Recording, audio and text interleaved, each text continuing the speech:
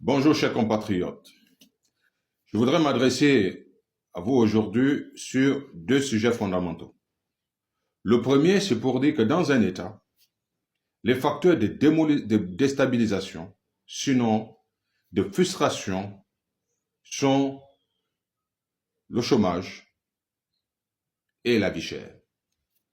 Le chômage parce que dans nos pays modernes, le travail est un facteur de réussite.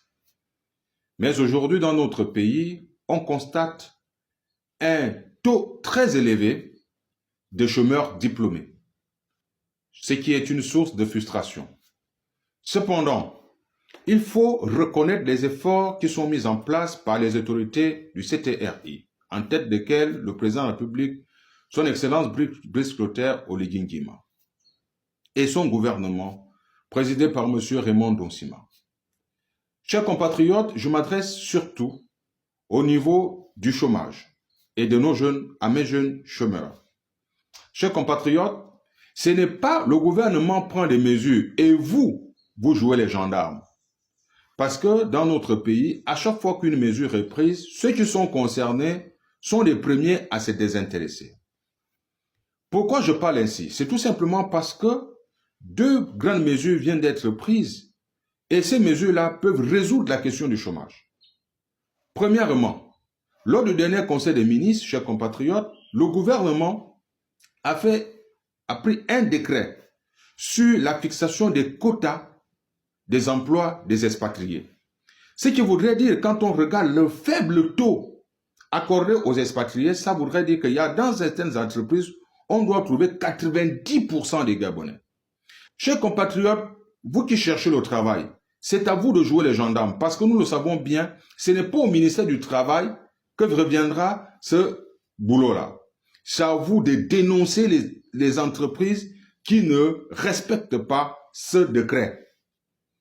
Ce décret qui aujourd'hui fixe le quota d'emploi des expatriés.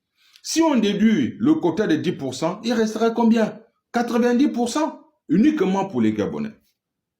L'autre grande mesure, c'est quand même le rachat, c'est le rachat d'Assala. Chers compatriotes, notre pays aura désormais la possibilité de gérer 25% de sa production pétrolière.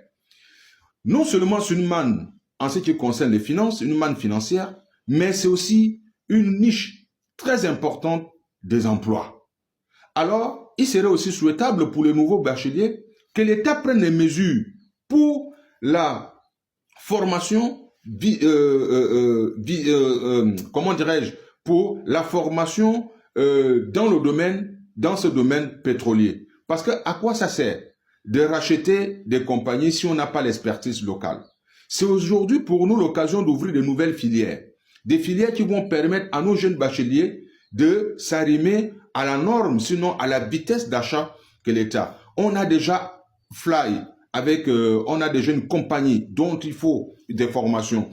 On a déjà Assala, il faut des formations. On a la mine de Belinga, il faut des formations. Chères autorités de la transition, au lieu d'orienter ces enfants-là vers l'économie, les lettres modernes, encore plus la comptabilité qui n'embauche plus, orienter plutôt ces jeunes-là vers ces nouveaux secteurs d'emploi. Ainsi, d'ici 5 ans ou 3 ans, on aura des spécialistes dans le domaine. C'est pourquoi j'invite le ministre de la formation professionnelle et de l'éducation nationale de tenir compte de ces nouveaux secteurs-là afin d'orienter nos enfants qui viennent d'avoir le bac. Je vous remercie.